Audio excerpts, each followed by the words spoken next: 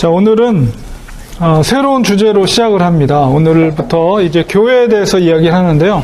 우리 챕터 첫 시간에 우리 기도에 대해서 했고, 둘째 챕터에는 구원에 대해서, 그 다음에 오늘부터 이제 몇 주 동안 교회란 무엇인가, 교회가 무엇이고, 또 교회가 어떻게 세워졌고, 또 교회는 어때야 하는가, 그러한 주제를 가지고 이제 살펴보려고 하는데요. 오늘 첫째 시간입니다. 그래서 오늘은 교회의 어원적인 이해를 하고, 그 다음에 교회를 이제 제가 10가지 정도로 비유로 해서 설명을 해드릴 텐데요. 오늘은 이제 2가지 정도만 말씀을 드릴게요.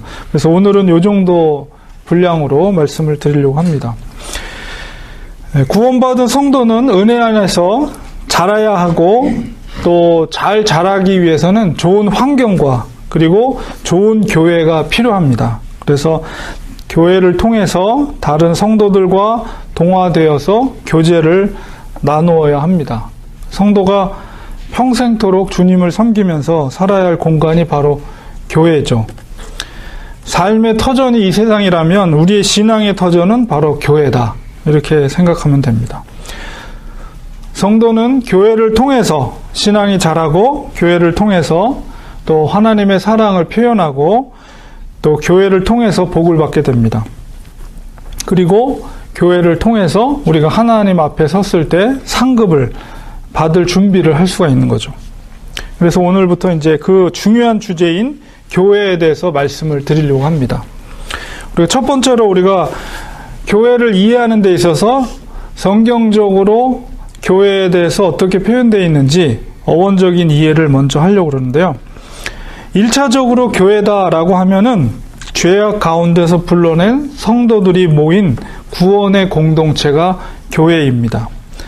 그래서 그것을 이제 성경 속에서 그 기원을 찾을 수가 있는데, 교회라는 말이 직접적으로 구약 성경에는 언급되어 있지 않아요. 그런데 신약 성경에는 교회라는 말이 나와 있죠. 근데 교회라는 말을 이제 구약 성경에서 그 개념을 찾는다면 이제 2가지 히브리어가 있습니다. 에다라는 말이 있고, 그다음에 카알이라는 말이 있습니다. 근데 둘 다 모임, 회중, 이런 의미를 가지고 있는 단어입니다. 성경에서 우리 한글 성경에도 보면 번역된 것이 회중이다 이렇게 표현되어 있는데, 레위기 8장 5절에 보니까 모세가 회중에게 이르되 여호와께서 행하라고 명령하신 것이 이거니라. 그래서 레위기라든가 출애굽기, 신명기 이런 데 보면 회중이라고 한글 성경에 번역되어 있는 그 말이 이제 히브리어 에다라는 말입니다. 모임, 회중.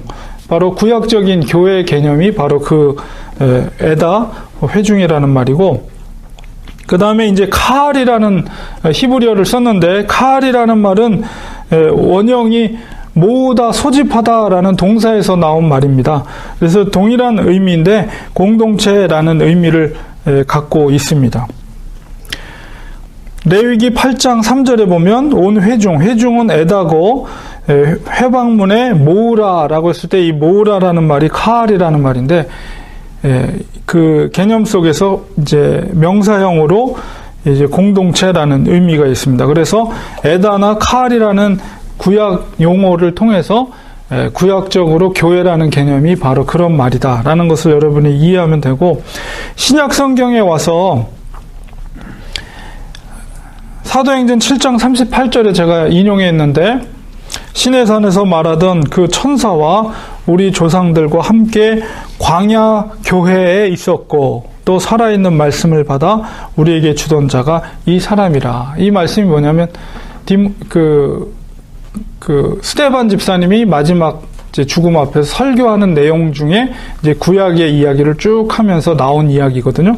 거기에서 이제 광야 교회라고 한글 성경은 표현되어 있지만 원래 이것은 이제 회중입니다. 회중. 그래서 에다라는 말, 그것을 이제 한글 성경으로는 광야 교회다 이렇게 번역을 한 거죠.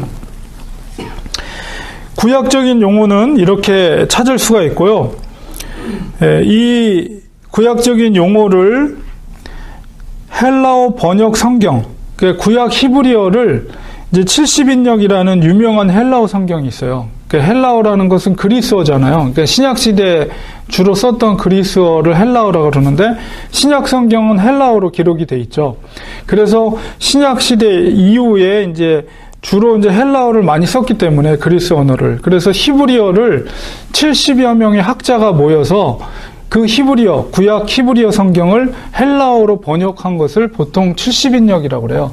그래서 70인역 이런 말을 여러분이 많이 들어보셨을 텐데, 아, 그렇구나. 70명의 학자들이 모여서 히브리어 성경을 그 당시에 많이 쓰였던 그리스 말로 번역한 성경이 이제 70인역이다. 그래서 그 70인역에는 이 에다나 칼이라는 말을 이제 그 그리스어로 헬라어로 시나고기라고 번역을 했습니다. 그 보통 시나고기 하면은 우리 신약 성경에 회당이라는 말이 있거든요. 그러니까 유대인들이 10명 이상 꼭 있으면은 어느 지역이든 그 회당을 시나고기를 만들었어요. 그래서 여기 아마 테미큘라에도 회당이 있는 걸로 알고 있거든요. 보니까 저쪽에 유대인들 사는 그 마을에 보니까 그 들어가는 입구에 핫스프링 쪽에 갈보리 채플 핫스프링 조금 지나면은 왼쪽에 보니까 회당이 하나 있는 것 같더라고요. 그래서 유대인들이 항상 10명 이상 모인 곳엔 꼭 회당을 지어요, 유대인들은. 그래서 그 에다라는 말을 이 그리스 말로 번역할 때 시나고기라고 이렇게 번역을 했습니다. 그래서 회당.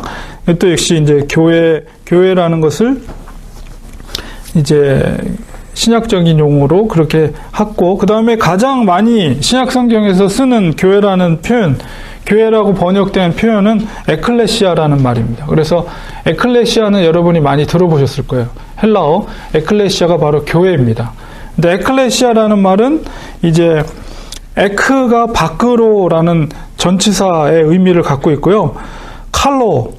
칼로라는 말은 부르다라는 뜻입니다. 그래서 밖으로 부르다라는 말이 합쳐져서 에클레시아라는 말이 되면서 그것이 이제 교회라는 개념이 됐는데요.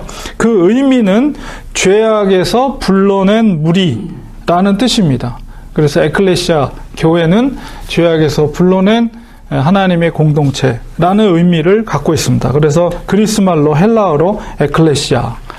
그 다음에 이제 우리가 영어로 쓰는 church라는 말이 있죠. 처치라는 말은 이제 독일어 키르케라는 말, 근데 스웨덴어 큐리카라는 말인데요. 이것이 이제 같은 이제 어원을 가지고 있는데 이제 헬라어 큐리케, 그 다음에 주님을 헬라어로 큐리오스라고 그럽니다. 주님 하면 큐리케, 이것은 바로 주님께 속하다라는 의미를 갖고 있어요. 그래서 church라는 말은 주님께 속한 것, 주님께 속한 성도들의 모임이란 뜻으로부터 유래된 말이 church라는 말입니다. 그래서 영어 church라는 말이 키르케라는 독일어, 그것은 바로 헬라어 말, 그리스 말, 이제 큐리오스가 주님이에요. 주님 할 때 큐리오스 하면 주님이란 뜻인데 큐리케 하면 주님께 속한 것라는 의미를 갖고 있어요. 근데 거기서 유래가 된 것이다. 그래서 처치라는 말은 주님께 속한 성도들이 모이는 모임, 곧 이제 교회. 그래서 이제 교회라는 말이 우리가 처치, 영어로는 처치라고 이렇게 사용을 하게 됐습니다. 그래서 요한복음 15장 19절에 보면 너희가 세상에 속하였으면 세상이 자기의 것을 사랑할 것이나 너희는 세상에 속한 자가 아니요 도리어 내가 너희를 세상에서 택하였기 때문에 세상이 너희를 미워하느니라. 예수님께서 말씀하신 말씀인데 바로 성도들은, 교회는 성도들의 공동체이기 때문에 성도들은 세상에 살지만 이 세상에 속한 자가 아니라 바로 주님께 속한 거룩한 모임입니다. 그 교회라는 의미 속에서 여러분이 그 의미를 가지고 있어야 돼요. 그래서 우리는 이 세상에 속한 존재들이 아니고 바로 주님께 속한, 하늘에 속한 하나님의 성도들이다 라는 생각을 우리가 교회라는 말을 이해할 때 그렇게 생각해야 됩니다. 그래서 1차적인 것은 바로 구원 공동체, 하나님께서 죄악 가운데 우리들을 불러들인 성도들의 구원 공동체. 그 다음에 2차적인 의미로는 바로 구원받은 성도들이 모이는 교회, 그 건물, 장소를 또 교회라고 그러죠. 교회, 저기 교회 있네. 뭐 이렇게 말하면, 물론 제일 중요한 개념은 일차적인 의미입니다. 그러나 또 2차적으로는 그 모이는 장소를 또 교회라고 하죠. 구원받은 성도들이 함께 모여 주님을 섬기는 장소로서의 건물을 교회라고 합니다. 그래서 각처에 흩어져 사는 성도들이 모인 지역교회, 로컬교회라고 하죠. 그래서 지역교회, 로컬교회. 그러니까 유니버설한 교회가 있고 로컬교회가 있는데 여기 2차적인 의미는 로컬교회를 말하는 겁니다. 초대교회 당시에는 오늘날처럼 이렇게 건물로서 모이는 교회가 아니었고 가정교회 중심이었어요. 그러니까 가정교회 중심으로 소그룹으로 이렇게 다 이렇게 점조직으로 돼 있었죠. 그러나 이제 그 세월이 지나면서 공적인 모임 장소를 정하고 그 공적인 장소에서 모여서 이제 예배를 드리게 된 겁니다. 그렇기 때문에 이제 어원적으로나 이제 장소적인 의미 두 가지를 우리가 살펴보았는데요. 그렇기 때문에 교회는 두 가지 특성이 있습니다. 하나는 유기체적인 교회. 이게 1차적인 의미 속에서 유기체적인 거죠. 이것은 유기체라는 것은 생명력이 있는 거죠. 생명력으로 구성된 조직을 유기체라고 그러죠. 그래서 주님의 몸된 교회. 이것은 그리스도의 몸으로서의 유기체적인 그런 공동체이면서 동시에 또 조직체입니다. 조직체라는 것은 어떤 목표를 가지고 인위적으로 만들어진 그런 모임이라고 할 수가 있죠. 그래서 유기체는 인위적인 것이 아니라 생명력을 갖기 위해서 서로가 우리 세포처럼 몸의 세포처럼 다 연결되어 있어요. 그래서 서로가 서로를 도와주고 커뮤니케이션하고 같이 아파하고 같이 기뻐하고 그런 특징을 갖고 있으면서도 조직체라는 것은 공동의 목표를 가지고 서로가 어떤 조직체로서 구성을 질서 있게 체계를 잡아서 어떤 목표를 이루어가는 구성체다. 이렇게 두 가지의 성격, 유기체와 조직체로서의 성격을 동시에 가지고 있는 것이 교회이다. 라는 것을 여러분이 이해하시면 좋겠습니다. 어원적인 의미 속에서. 기본적인 개념에 대한 이해가 이렇고요. 그 다음에 이제 앞으로 제가 10가지 정도 교회에 대한 정의를 할 텐데요. 교회의 어떤 기능이나 역할에 대한 것을 이제 비유적으로 표현을 하려고 그래요. 그래서 오늘은 두 가지만 할 겁니다. 그래서 첫 번째는 뭐냐? 교회는 그리스도의 몸입니다. 가장 중요한 개념입니다. 교회란 건물이나 조직이 아니고 구원받은 성도들, 지상에 있는 모든 성도들을 지칭을 합니다. 그래서 예수님을 믿고 거듭나면 예수 그리스도와 신비로운 연합의 관계가 됩니다. 그래서 성도는 그리스도의 몸이요 예수 그리스도는 교회의 머리입니다. 골로새서 1장 24절에 보면 나는 이제 너희를 위하여 받는 괴로움을 기뻐하고 그리스도의 남은 고난을 그의 몸된 교회를 위하여 내 육체에 채우노라.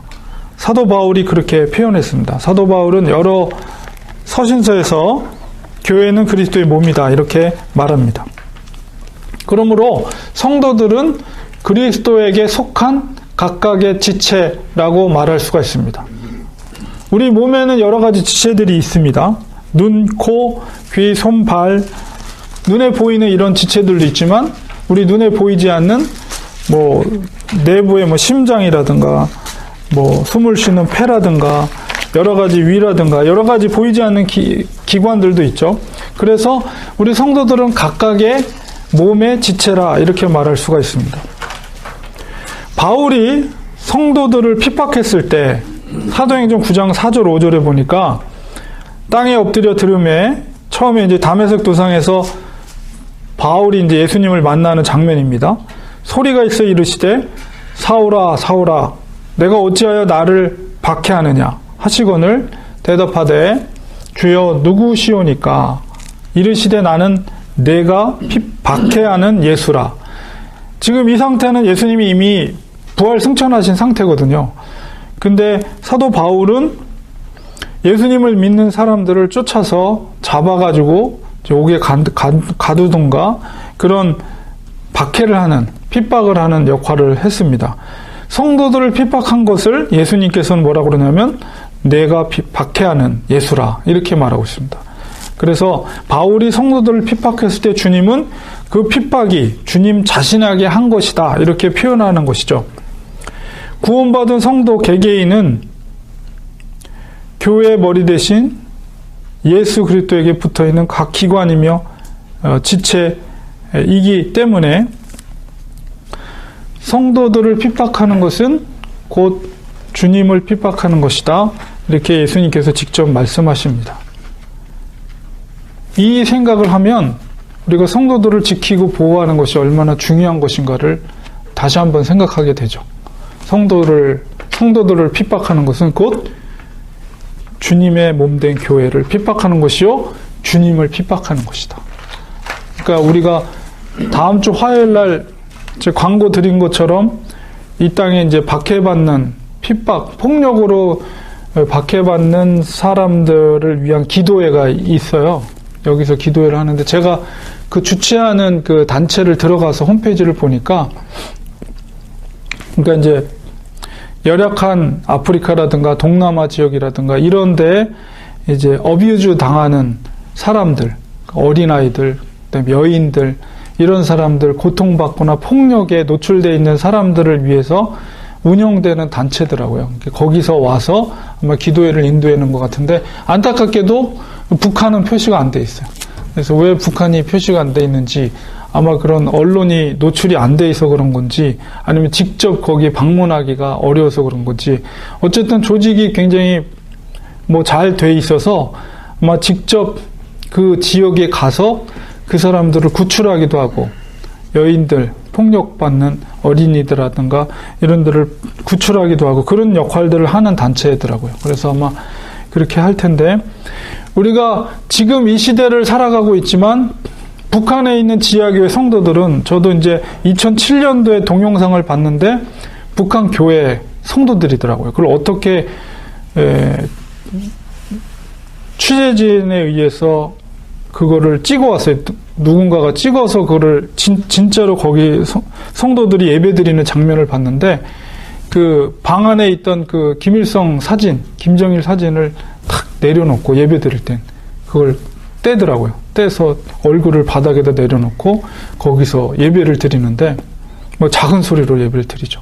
그런데 간절히 기도 드리더라고요. 정말 오랫동안 주님 앞에 기도하는데 왜 하나님께서 우리의 기도를 들어주지 않습니까? 그러니까 아마도 오랫동안 예배를 드리고 북한의 자유를 위해서 신앙의 자유를 위해서 기도해 오셨던 분들인 것 같아요. 그리고 이제 정말 그 라디오를 시청하고 극동방송 같은 거 라디오를 시청하고 그 다음에 이렇게 손으로 적은 성경 이런 걸 어디서 구해가지고 그거를 보고 그래서 예배 드리는 걸 보았습니다. 그래서 성도들이 핍박받는 것은 주님을 핍박하는 거다. 그러므로 우리가 로컬 교회에 있지만은 정말 주님의 몸된 교회로서 성도들이 핍박받는 성도들을 위해서 우리가 기도해야만 하는 것은 바로 주님을 핍박하는 것이기 때문에 그것이 그런 개념 속에서 우리가 교회를 이해할 필요가 있습니다. 또 반면에 또 교회를 섬기는 일, 우리가 교회에서 교회를 섬기는 일은 곧 주님을 섬기는 것이다. 이렇게 생각할 수가 있죠. 그 개념이 우리가 바로 잡혀 있어야 돼요. 우리가 교회에서 봉사하고 섬기는 일이 눈에 보이는 성도들을 위해서 섬기는 일이지만 곧 그것이 바로 주님을 위해 섬기는 거다. 성도들은 주님의 지체이들이기 때문에 그런 생각을 갖고 우리가 섬김을 할 때 기쁜 거죠. 내가 주님을 섬기는 것이구나. 이런 마음으로 섬기게 되는 것이죠. 주님은 참 포도나무요, 우리는 가지입니다. 가지인 우리가 포도나무 대신 주님을 떠나서는 아무것도 할 수가 없습니다.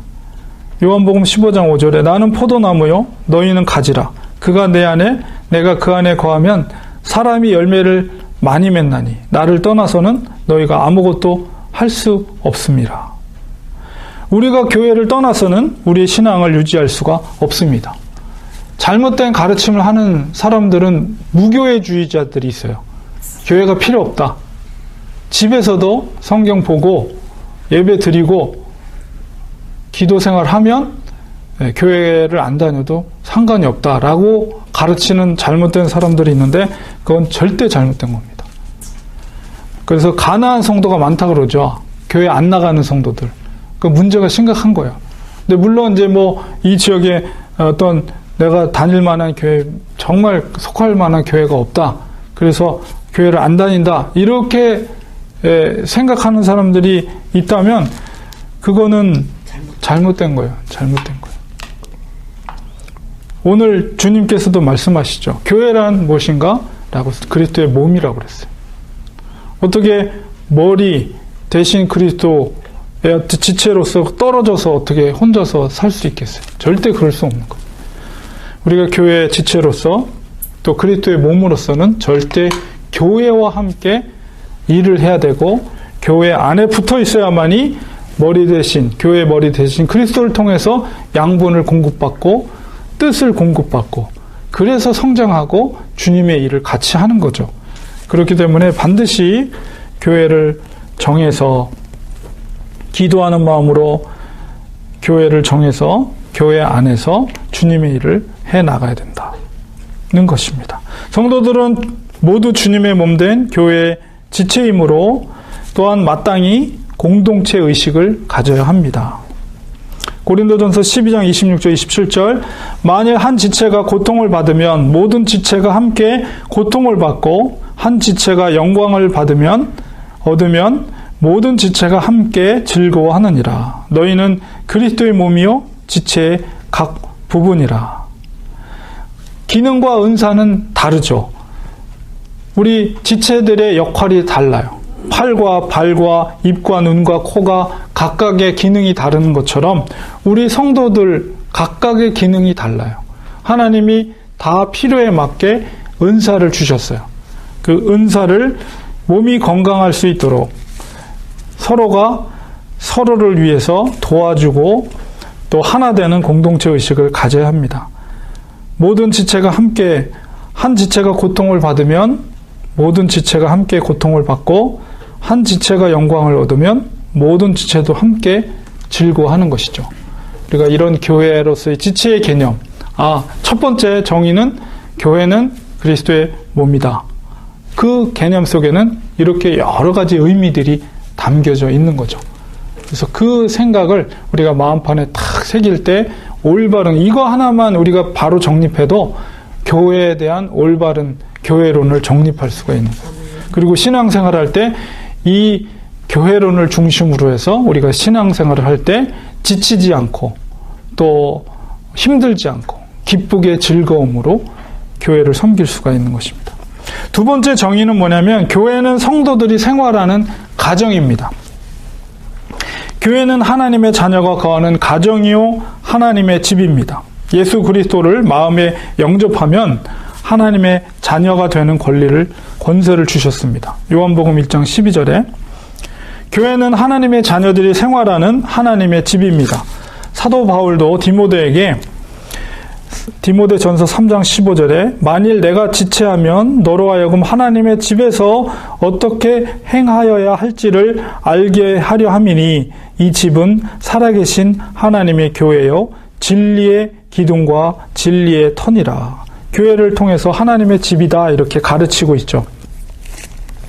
교회는 예수 안에서 형제, 자매된 성도들이 예배, 기도, 성경 공부, 교제, 위로를 통해서 영적인 성숙을 가져오고 서로 도움을 받는 장소입니다. 그게 가정이죠. 그래서 종교개혁자 마틴 루터는 가정은 축소된 교회이며 교회는 확대된 가정이어야 한다라고 이렇게 말을 했습니다. 그래서 교회는 가정의 따뜻함과 사랑, 안식이 있는 곳이고 또 위로가 있고 용서가 있는 곳입니다. 처음 거듭난 성도는 영적으로 어린아이죠. 그러나 가정에서 어린아이들이 그 부모로부터 사랑을 받고 또 케어를 받고 해서 이렇게 점점 성장해 나가는 것처럼 교회는 바로 하나님의 집으로서 하나님의 가정으로서 교회는 그런 역할을 해야 됩니다. 그렇기 때문에 교회에 어른들이 있어야 돼요. 어른들. 훌륭한 믿음의 어른들이 있어서 그것이 교회 밑으로 이제 영향력을 발휘하는 거죠. 그래서 영적으로 성숙한 어른들이 있어서 이제 처음 믿음을 갖고 있는 사람들이 누구를 통해서 배움을 받겠습니까? 어른들을 통해서 그 본이 되는 거죠. 그래서 그것을 통해서 건강한 성인으로서 성장하게 되죠. 그래서 교회가 누가 어른들이에요? 어른이라는 것은 오랫동안 신앙생활을 하면서 건강한 영성으로 성장한 그리스도인으로서 장성한 분량으로 성장한 분들을 이제 어른이라고 제가 표현을 한 거예요. 단순하게 이제 나이가 많으신 분, 근데 일반적으로 나이가 많으신 분들이 오랜 연륜을 통해서 신앙생활을 이렇게 오랫동안 해오신 분들이 주로 이제 그런 역할을 하시는 거죠. 우리 그 어른들이 주책을 부린 거예요? 그래서 그 건강한 교회는 정말 존경스러운 그런 어른, 영적인 어른들이 계셔서 그분들이 이렇게 기도하고 그분들이 가끔씩 이렇게 격려해주고 북돋아주고 이렇게 한마디 도와주고 이런 것들이 큰 힘이 되는 거죠. 그리고 정말 기도를 통해서 그리고 삶을 통해서 나타나는 모습을 통해서 배우는 거예요. 그러니까 말뿐만 아니라 건강한 장성한 그리스도인은 결국은 뭐예요? 바로 성령의 9가지 열매가 풍성한 분들, 그런 분들은 인격적인 모습 속에서 우러나오기 때문에 인격과 삶 속에서 그 장성한 믿음의 장성한 분량이 흘러넘치는 거죠. 그걸 통해서 믿음이 연약한 성도들이 보고 본이 되는 거예요.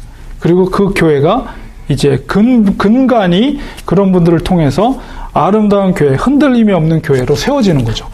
그래서 교회를 성도들이 생활하는 가정이라고 했을 때는 그 가정 안에는 그런 성숙한 그리스도인으로서 장성한 그런 어른들이 교회를 탁 든든히 지키고 있어야지 밑에 있는 자녀들이 잘 자라날 수가 있는 거예요.